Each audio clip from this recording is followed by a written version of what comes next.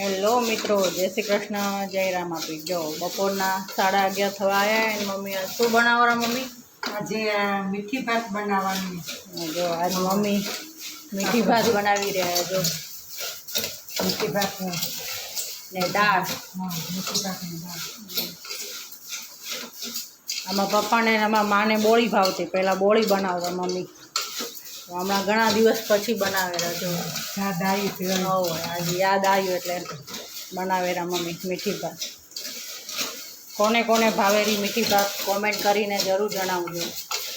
જો ચોખા શેકાયેલા અહીંયા ને એવું બાજુ દાળ ઉકળેલી. અને અહીંયા વરસાદ આજ સવારમાં પહોંચ્યા અને કે બપોરે આવે. છાંટા આવેલા થોડા થોડા.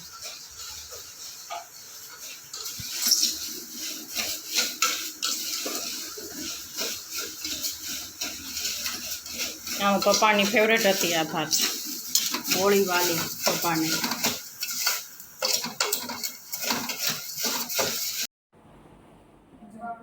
તો મિત્રો હવે તૈયાર છે મીઠી ભાત અને દાળ. જો આવી જાઓ બધા જમવા.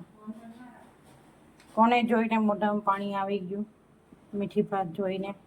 જો